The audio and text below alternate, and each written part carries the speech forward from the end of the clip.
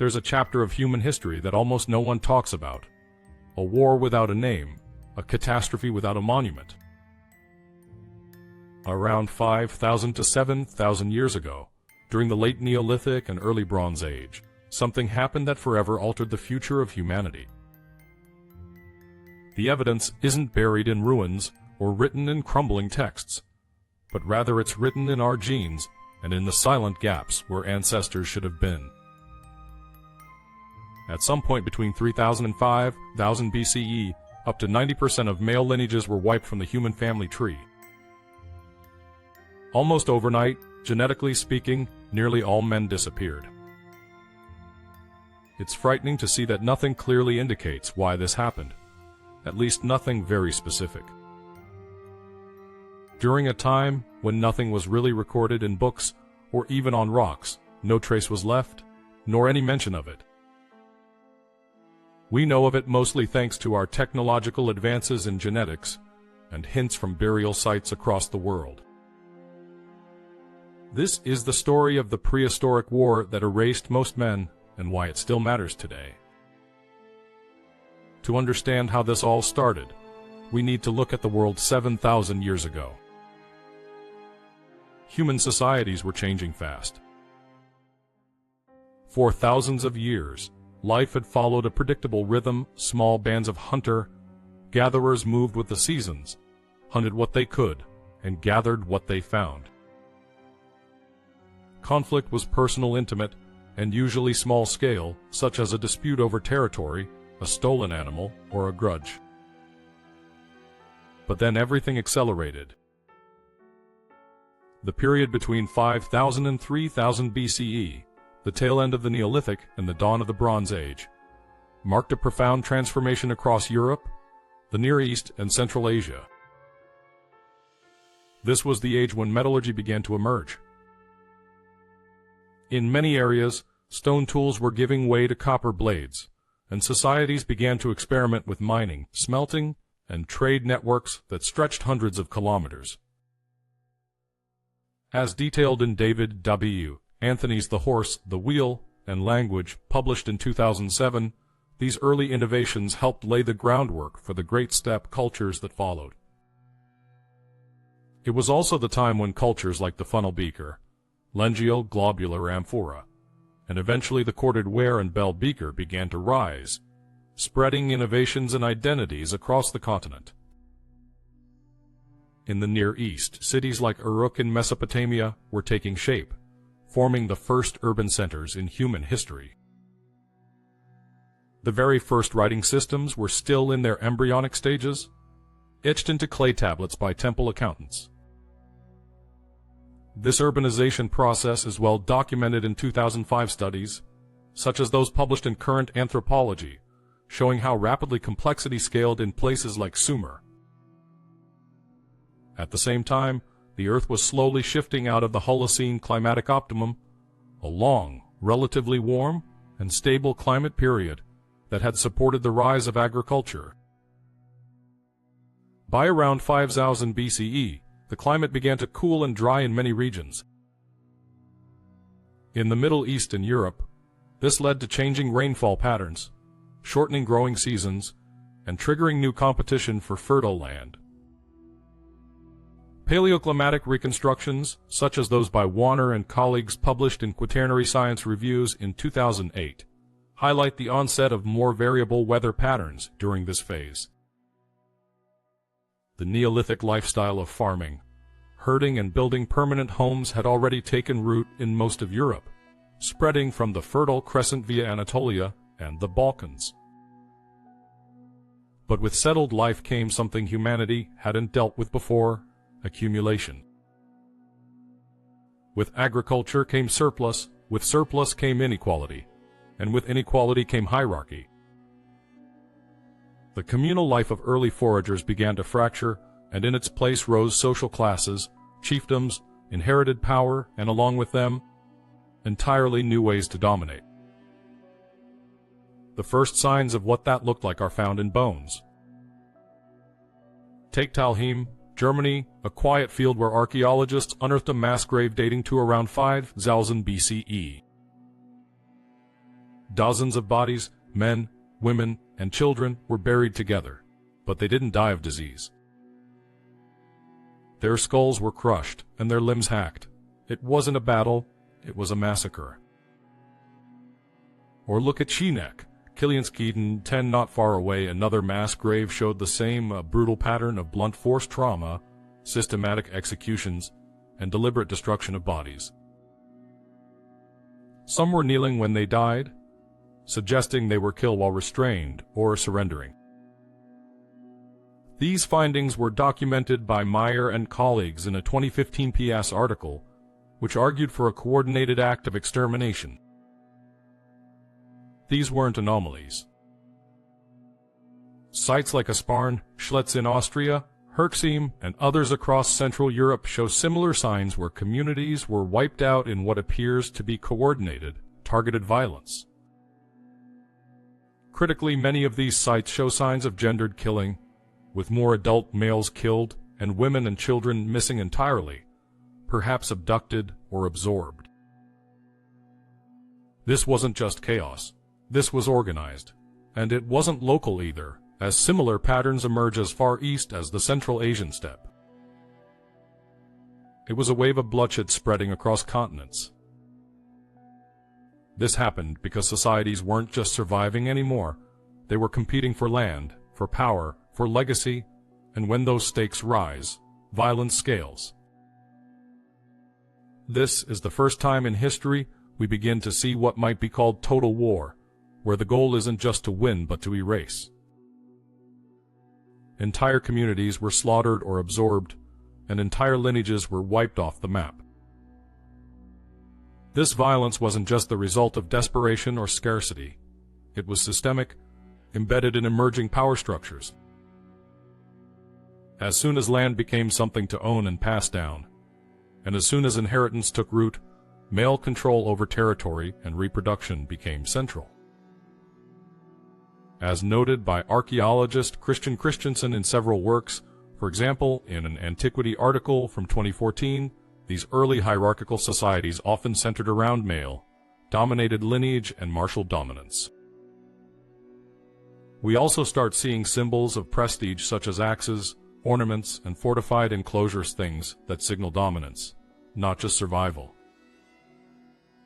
With every generation, those symbols became more elaborate and more exclusive. Some researchers argue this period marks the true birth of institutional violence. This was not the hot-blooded revenge killings of earlier days, but cold strategic extermination that was pre-planned, scaled up, and executed with chilling efficiency.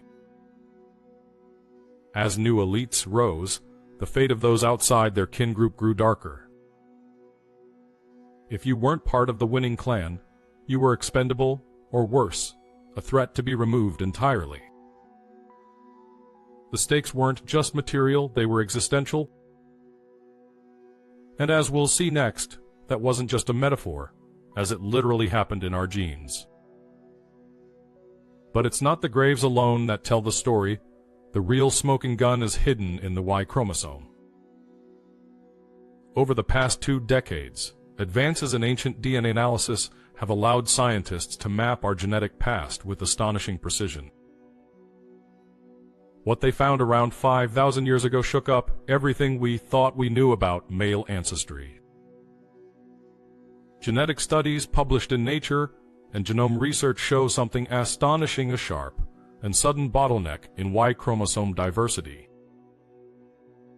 In simple terms, the genetic variation passed from father to son across all men nearly vanished during this period. While mitochondrial DNA inherited from mothers stayed relatively stable, Y chromosomes inherited through fathers collapsed.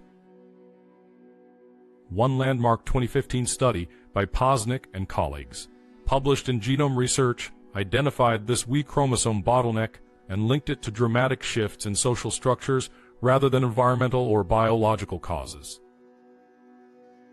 The decline didn't result from an actual drop in the number of men, but rather from a collapse in genetic diversity among them.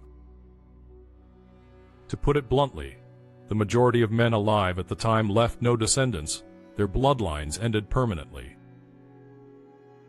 Another analysis by Carmen and colleagues in 2015, published in Science, found that Y chromosome diversity in many parts of the world was reduced by up to 90% between 5000 and 3000 BCE. This was not a localized anomaly. It was a global phenomenon, though it hit especially hard in parts of Eurasia. So, what happened? It couldn't have been famine or disease for a very simple reason. These generally don't discriminate in such a way. Famines typically kill within a limited area, and disease could discriminate only if sexual dimorphism were very pronounced, which isn't the case for humans, especially 7,000 years ago. Only one possibility is left: it was social, violent, and deliberate. Further work by Zheng and colleagues, published in 2018 in Nature Communications, proposes a compelling explanation. As hierarchical societies and patrilineal clans began to rise, a few dominant male lineages essentially monopolized reproduction. Warfare, conquest, and elite status enabled some men to father many children, while others, perhaps the majority, were excluded entirely from the gene pool. The researchers suggest that intense competition among patrilineal groups led to the near erasure of entire Y chromosome branches, with only a few powerful male lines left standing. These weren't just population dynamics, they were the results of systemic violence and the reshaping of society into structures that prize control over territory, women, and legacy. The scale of this transformation wasn't subtle. As in many regions, just a handful of lineages came to dominate the entire genetic landscape. For example, Y haplogroup RM and B spread across much of Western Europe during this period, often associated with steppe migrations and elite warrior cultures like the Yamnaya and later the Bell Beaker phenomenon. In parts of Central and South Asia, haplogroup R1 shows a similar pattern linked to the spread of Indo-European languages and hierarchical pastoralist societies. Even more striking is the contrast between male and female genetic histories during this time. Mitochondrial DNA studies show far more continuity among women, meaning that while male populations were violently disrupted, women were often absorbed into the conquering groups. This asymmetry is a genetic echo of what likely happened on the ground, a conquest not just of land, but of lineages. This genetic evidence aligns with archaeological findings of gendered violence and selective extermination. It's as if entire male populations were systematically erased and replaced, not just through battlefield death. Unlike natural bottlenecks, which tend to affect both sexes and leave a variety of genetic traces, this one is strikingly selective, targeting only the paternal line. It's a pattern unseen in almost any other species without human intervention. Some have even drawn parallels to the idea of cultural gene drives, a concept where social structures act as a kind of selection mechanism, pushing certain traits or lineages to dominate while suppressing others. In this case, the trait being amplified wasn't just physical strength or fertility, but social access to power, who got to lead, who got to mate, and who got to be remembered. What we see in the genetic record is not just a bottleneck, it's a purge, a coordinated, long-term, and civilization-wide pruning of the male half of humanity's ancestral tree. This culling reshaped the future in ways we're still only beginning to understand, affecting not just who we came from, but what forms of power became embedded in the very structure of society itself. This marks the birth of patriarchy, and by that, I'm not talking about today's patriarchy, but referring to its most violent core and roots. Before this shift, most conflict was localized. Disputes erupted between neighboring bands, usually over hunting territory, foraging rights, or temporary resource scarcity, and these were often resolved through feuds, short-term raids, or individual retaliation. But once farming allowed certain families or lineages to accumulate long-term wealth such as land, livestock, tools, and stored grain, everything changed. Suddenly, violence wasn't just reactive, it became strategic. Welcome to war. Entire male groups began competing against each other for dominance, not just over resources, but over reproduction and legacy. Warfare became a tool not only to expand territory, but also to remove rival bloodlines from the equation. This shift also paralleled the rise of prestige-based economies, as societies began valuing displays of martial prowess, with warrior status becoming a pathway to influence and reproductive privilege. In these societies, success in war often translated directly into access to mates and social capital, a pattern still seen in some traditional cultures where bride wealth and raiding coexisted as complementary institutions. Anthropological fieldwork, such as that by Napoleon Chagnon among the Yanomami, showed similar dynamics. Men who killed in battle often had more wives and more children, an echo of deep ancient logic. When one group defeated another, they didn't just plunder, they erased. Archaeological sites across Europe and Central Asia show repeated patterns of mass graves dominated by adult males, with missing women and children, and destroyed settlements replaced by new ones bearing different material cultures. This wasn't episodic, it was structural. Women and children might be absorbed into the victor's society, a tragic but common pattern seen across both human and primate history. As primatologist Richard Wrangham explains in The Goodness Paradox, published in 2019, many species, including chimpanzees, show similar behaviors, such as intergroup conflict where males are killed and females are abducted into the winning group. The evolutionary logic is harsh but consistent, but the men were systematically eliminated. This wasn't a one-off massacre but a pattern, a deep restructuring of human societies where victorious male bloodlines multiplied and the vanquished vanished. This kind of genetic and social filtering produced rigid patriarchal structures. Authority passed through the male line, and loyalty to kin groups became paramount. These clans didn't just protect their own, they also enforced internal discipline and external aggression. Archaeological finds from fortified hilltop settlements and burial mounds reveal hierarchical arrangements that often centered around a single powerful patriarch or warrior chieftain, accompanied in death by symbolic displays of dominance like weapons, animals, and sometimes other humans. Elite warrior classes, those with the power to coordinate violence, defend wealth, and project force, became the central reproductive engines of their cultures. Archaeogenetic studies of Yamnaya, corded ware, and bell beaker burial sites, including research synthesized by Hack and colleagues in Nature in 2015, revealed dramatic shifts in paternal ancestry, pointing to scenarios where small elite male groups essentially replaced the previous male population over just a few generations. Some of these elites became almost dynastic in scope.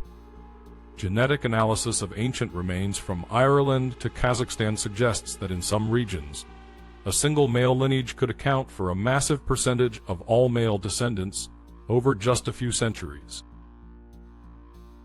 One striking example is the so-called Genghis Khan effect, a relatively recent case where a single Manzawi's DNA lineage is estimated to appear in 1 in 200 men alive today. But this pattern had already emerged long before recorded history, and the genetic echoes of that selective pressure are still visible in our DNA today. When you examine global-wide DNA haplogroups, a few dominant lineages such as R1ROMJ2 and E1B1 stand out as disproportionately successful. Their spread is not just a story of migration but of conquest, and of systems that amplified a few and extinguished the rest. In essence, prehistoric power wasn't just political or military, it was biological. Victory meant not only surviving but reproducing at scale, and for the losers, their names, their stories, and their very genes were erased. This is the foundation of what would become millennia of patriarchal dominance. Not just men in power, but specific men, specific families, specific lineages. This is the birth of noblesse, characterized by rules such as the monopolization of resources, the right and duty to wage war, and the need to have a male heir to perpetuate the dynasty. The legacy of this transformation persists. Modern societies may no longer operate through warbands and raiding parties, but many of our power structures, from dynastic politics to generational wealth, still echo these prehistoric filters. Systems that reward domination, defend inherited power, and marginalize the unaligned aren't new. They're ancient, and we're still living with the consequences of those selections today. This dramatic Y chromosome bottleneck coincides with another major transformation in human history, the rise of militarized hierarchies. Around 3000 BCE, across the Eurasian steppe and into Europe, the foundations for a new kind of social order were being laid, one in which status, violence, and legacy were deeply intertwined. The Yamnaya culture, emerging from the Pontic, Caspian steppe, provides one of the clearest examples. These mobile pastoralists buried their dead in kurgans, monumental mounds that didn't just mark graves but projected power. Their construction alone required organized labor and social coordination, pointing to emerging leadership structures that went far beyond kinship. Excavations detailed in the study by Hack and colleagues, published in Nature in 2015, revealed burial sites filled with weapons, wagon parts, and sacrificed animals. These weren't just funerals, they were declarations. The individuals buried here were not ordinary men, they were symbols of authority. The symbols didn't lie, as genetic evidence confirms that these men had a disproportionate number of descendants. In many parts of Europe, Yamnaya, derived male lineages became dominant, overtaking older local ancestries within a few generations. The graves tell us who ruled, the genes tell us who remained. But this was more than just reproductive success. It was a complete redefinition of what power looked like. Where earlier societies emphasized community and shared labor, the Yamnaya introduced something different, a hierarchy built around warrior prestige, where status was now expressed through control of horses, weapons, mobility, and, crucially, burial treatment. The dead were ranked, and that ranking reflected the living world's structure. We see this most vividly in the organization of cemeteries, where certain men were buried with copper axes and long, distance wagons while others received almost nothing. A clear indication that these societies recognized and enforced stratification. In some cases, animal sacrifices and elaborate grave constructions may have served as a kind of proto-propaganda, communicating the enduring strength and divine favor of the lineage. These patterns were not isolated. As descendant cultures like the corded ware and bell beaker peoples adopted and refined the formula elite graves, prestige goods, and inherited status, over time, the structure became self-reinforcing. Sons of chieftains became chieftains, and prestige flowed through blood. Thus emerged the warrior aristocracy, a class not defined by bureaucracy or ritual, but by visible material expressions of dominance. Fortified settlements, ceremonial weapons, and burial displays all work together to maintain a system where violence and hierarchy fed into each other. This model proved stunningly durable, as variations of it would later appear in Mycenaean Greece, Iron Age Europe, and even early Rome. The core idea, already firmly in place, was that the right to rule was earned through conquest and inherited through male lineage, crystallizing status around martial success. These societies also created a new kind of masculinity, one where identity, leadership, and even personal worth were tied to the capacity for violence. That idea, arguably born in the mound fields of the steppe, would go on to echo through thousands of years of human culture. Even though the weapons changed, the structure stayed familiar. The glorification of the warrior, the sanctification of elite male lineage, and the belief in inherited power became cornerstones of political life, for millennia to come. It lasted pretty much all the way to 19th century Europe, when democracy shook the ancestral model. But these early burial mounds weren't just ancient cemeteries, they were blueprints. Interestingly, ancient myth seemed to echo memories of this violent transition not as tragedy but as an origin story. Consider the Greek heroic age, described by Hesiod as a time when demigods roamed the earth, fighting wars like those at Thebes and Troy. These heroes were often born of gods and mortals, their tales filled with honor, wrath, and untimely death, a glorified cycle of masculine valor and sacrifice. Yet beneath the shining bronze and epic poetry, these stories are saturated with themes of extermination, conquest, and the collapse of entire peoples. As Walter Burkert explores in Homo Nicens, published in 1972, Greek myth and ritual are deeply embedded in sacrificial violence, with heroic narratives serving as echoes of archaic male initiation rites and historical trauma. In Norse mythology, the sagas speak of constant interclan warfare, blood feuds, and Ragnarok, the final great battle in which the world is consumed and remade. Again, violence is not just a setting, it is the very engine of destiny, marking the passage from one world to the next. These myths emerged from a warrior culture that celebrated death and battle as the highest honor, a value system built not on peace, but on the selective survival of elite warrior lineages. Across the world, the Hindu epic Mahabharata recounts a colossal war between closely related clans, the Pandavas and Kauravas, in which nearly all the warriors of the known world perish. The aftermath is not celebration but silence, a desolate earth stripped of its heroes.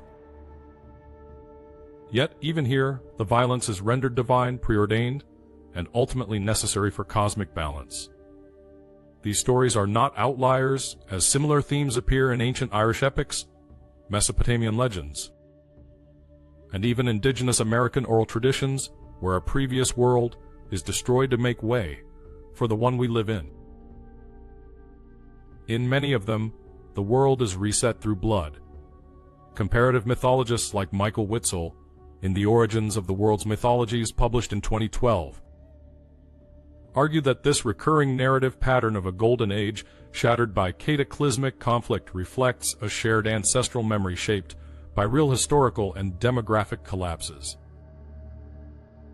What these myths may represent is a kind of cultural memory, a distorted, dramatized reflection of the real social upheavals and violent bottlenecks that rewired prehistoric human societies. But instead of mourning the scale of human loss, they encoded it as heroism and transformed systemic violence into divine narrative. Perhaps that makes sense, because the ones who wrote the myths or passed them down were the survivors, the victors, the bloodlines that endured. It's possible that these legends served more than just entertainment or moral instruction. They may have functioned as tools of cultural consolidation, reinforcing the legitimacy of warrior elites and naturalizing the violence that had established them. Bruce Lincoln in Myth, Cosmos, and Society, published in 1986, makes a strong case that myths were used across Indo-European cultures to sanctify conquest and male-dominated power structures, linking violence to divine right. After all, if the gods fought and killed to bring order, then surely the ruling classes had the right to do the same. In this way, mythology becomes not just memory but justification, a sacred echo of the real battles that shaped who we are allowed to remember, a forgotten genocide reborn as epic. But why does it still matter? Why would a 7,000-year-old massacre have any significance today? Simply put, the systems that took shape during that prehistoric upheaval, such as patriarchy, stratified violence, and male-dominated inheritance, laid the groundwork for much of recorded history. These weren't just temporary adaptations, they hardened into institutions, belief systems, and cultural defaults. Our modern ideas of power, kinship, and gender roles are rooted in that era. The hierarchical models first structured by early warrior societies became the scaffolding for monarchies, empires, and eventually modern nation-states. As David W. Anthony points out in The Horse, the Wheel, and Language, published in 2007, the Indo-European expansion didn't just spread languages, it spread a worldview, one where male lineage, inherited status, and conquest became central to identity. In our legal traditions, family naming systems, and even how we define leadership, elements like paternal surnames, the cultural link between masculinity and control, and the valorization of dominance are all traces of ancient models still acting on the present. They feel natural and inevitable, but they are not. Understanding this history invites us to rethink what we mean by human nature. This aspect of human nature, which I find is not discussed enough, is surely one of the causes of warfare.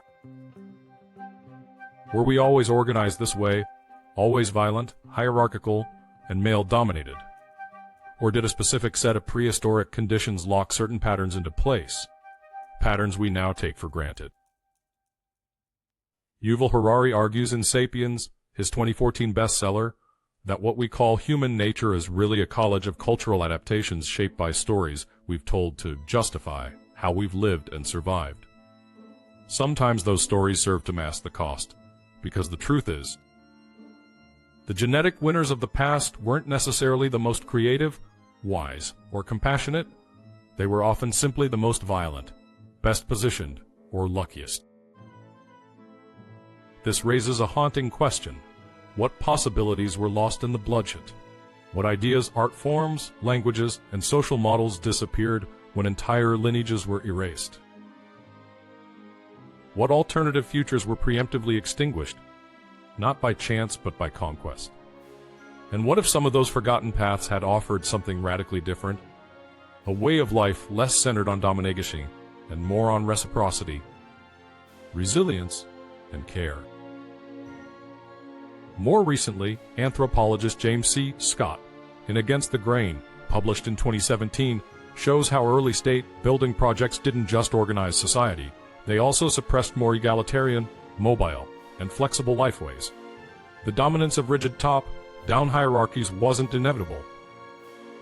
It was enforced, and its legacy still shapes our assumptions about what society should be. This brings us back to the present. If we can recognize how much was lost, we can begin to see what might still be reclaimed, not by romanticizing the past, but by acknowledging that it wasn't the only way forward. The systems we inherit are not sacred, they're not timeless, they're just old. Once we realize that, we can start imagining alternatives, not by going back, but by refusing to keep going in only one direction. A silence in our blood. So, next time you hear the phrase survival of the fittest, remember that sometimes fitness meant nothing more than being in the right place at the right time, or being born into the right lineage. It didn't always mean wisdom, kindness, or even strength. Sometimes it simply meant surviving long enough to write the story. We inherited a world shaped not by what was best, but by what was left: the dominant myths, the surviving names, and the ideas of power passed through millennia like torches, lighting a path we never chose. We didn't ask for that inheritance, but we can choose how to carry it. If this story made you think differently about the past or the present, consider liking, subscribing, and sharing it with someone who would find it meaningful. Drop your thoughts in the comments and check out our other deep dives into forgotten chapters of human history. Every click helps the echo carry a little further. Until next time, keep listening to the echo.